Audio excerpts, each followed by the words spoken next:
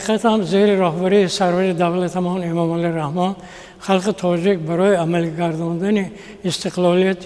انرژتیک تاجیکستان کوشش‌های خیلی هم زیاد کردند. قدم اولین پیشروی ملت در راه به دست آوردن استقلالیت انرژتیکی این سال 2006 از بستن مجرای دایره بخش برای برپا کردن نیروگاه برق آبی سربند آغاز گردید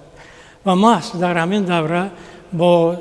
هدایت‌ها و تشبس‌های نجیب پیشروی ملت خلق تاجیک برای عملی کردن این اقدام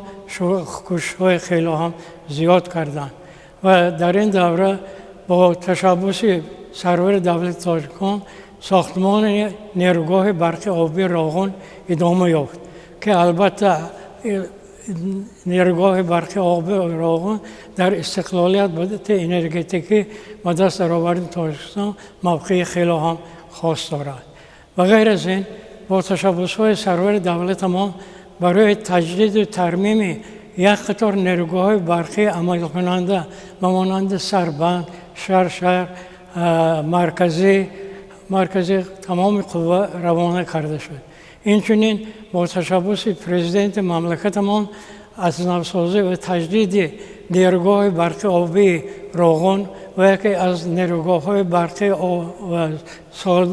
کانتورنی مملکت قیراقون آغاز یافت و در این دوره بعد از به استفاده داشته شدن نیروگاه‌های برق آبی سنگتوده 1، سنگتوده 2 و یک قطار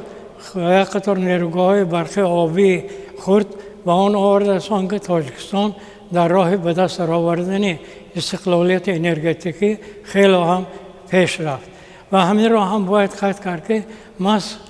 در نتیجه غمخوری‌های سرور دولت ما خط بلند شدت 500 ولته جنوب شمال به استفاده داده شد که و یعنی سیستم یگانه انرژتیک تاجیکستان را به میان آورد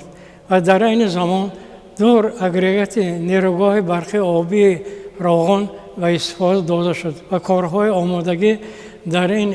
ایستگاه در این ساختمان خیلی هم با سرعت ادامه دارد که در آن در برابر متخصصان خارجی اکثریت را متخصصان محلی خصوصا جوانان تشکیل میکنند و ما اطمینان کامل داریم که بعد به استفاده داده شدن اگریگات سه‌م نیروگاه برق آبی راغون تاجیکستان پر به استقلالیت انرژتیکی صاحب خواهد شد و در این راه البته ما استوار میمانیم.